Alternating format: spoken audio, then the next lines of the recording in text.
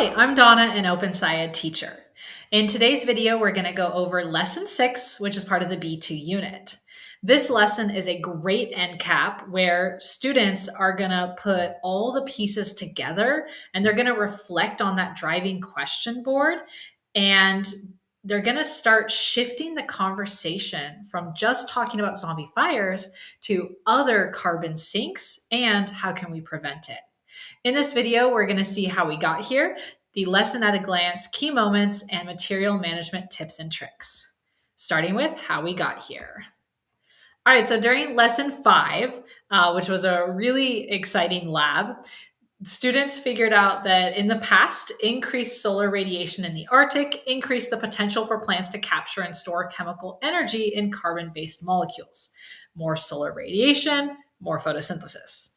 In this lesson, we are wondering how all the pieces, all the evidence that we've gathered fits together to answer the question, what causes fires in ecosystems to burn and how should we manage them? See the lesson at a glance. So this lesson is a putting pieces together lesson. It should take 2 days. Material preparation, only 5 minutes. It's really just printing some papers. It is not a hands-on investigation, does not require devices, and there are no additional related videos. All right, seeing the lesson at a glance, there is one sense-making loop.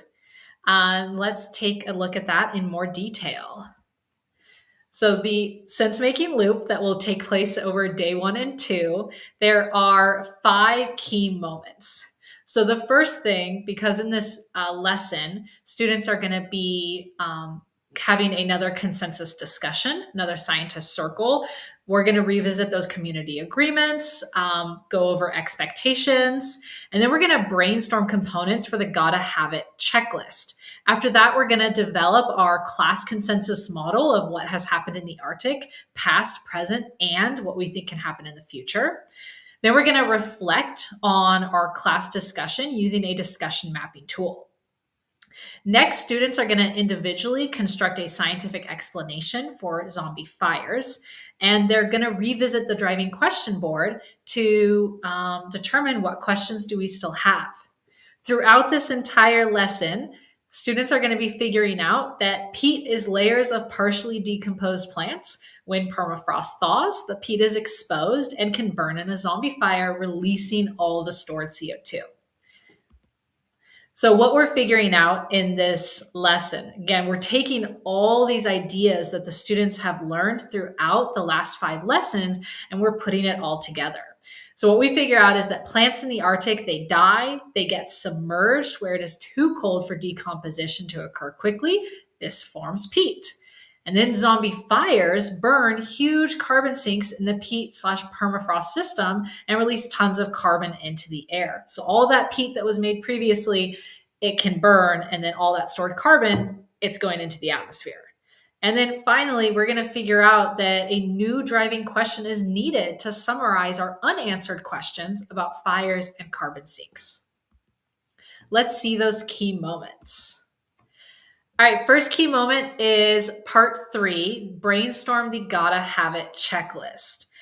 This is one that my students, it would take us a little bit of time to get started on, but once we started the conversation, it flowed really well. So in this key moment, we're gonna get our checklist to explain the question, why do zombie fires burn under ice, releasing so much carbon dioxide? We're gonna break that gotta have it checklist into 3 parts: components, interactions, and mechanisms. Components, those can be the different parts of the ecosystem, the peat, the fires, lightning strikes. Then the interactions are going to be how those components impact each other, what their relationship is. And then the mechanism is really the why. And I'll explain more about the tricky part with mechanisms for my students and how I've been able to support them in that when we go into the management tips and tricks in a little bit. All right, part 4, next key moment, is developing that class consensus model. So we're going to break down everything that we've learned into almost a timeline. We're going to have the distant past, we're going to have the less distant past, the recent past, and then the present. And in this class consensus model, we're going to include all the components, those interactions, and those mechanisms that we discussed in that gotta have it checklist. Something that I like to do when my students are bringing their ideas into this consensus model, because we're all working together, is I ask the follow-up questions. What evidence supports the idea? So if a student is saying, oh, this is happening, I'll push back on it a little bit and I'll say, all right, what evidence do we have that's going to support that idea? And let's make sure we include that evidence in our class consensus model. The next part, it's a quick part, but I find it really effective, and it's a great tool that I've continued to use on other discussions. And that is to navigate and reflect on our discussion. So what's going to happen is during the discussion where we're creating our class consensus model, student volunteers are going to track the discussion. We're going to have the names of the students, and almost kind of like a food web, we're going to show where that flow of conversation is happening. This is really helpful because it allows us to discuss how did we support a discussion that was respectful? What should we pay attention to on future discussions? And how do we ensure that many voices are heard? Maybe we're seeing that some voices are being left out of the discussion, and then we can talk about how do we bring everyone into our class discussion. Next part, part 7, this is going to be individual, where students are going to construct their scientific explanation. So we've created our gotta have a checklist, we've created our class consensus model, and now the students are going to put together everything that they've learned in their own words. They're going to see how was there enough matter and energy in the zombie fire system for it to burn. That's going to be the focus question. And it really allows us to start thinking about future, what will happen in the future if temperatures continue to rise. So thinking about, where could this potentially go? Where could it lead to? Part 8, we're going to revisit that driving question board. We're going to identify what questions there are left to answer, and we're going to develop a new driving question. So we're going to look at all the questions that are still unanswered and try to identify, is there a theme? Is there a pattern to the questions that we still are investigating? Some new driving question ideas: why are carbon sinks burning? What are the effects, and how do we prevent it? So where do we go from here?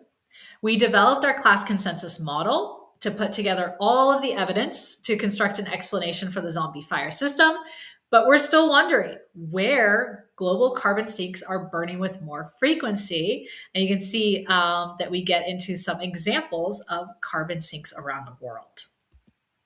All right, material management tips and tricks. I said I have an idea about mechanisms for you.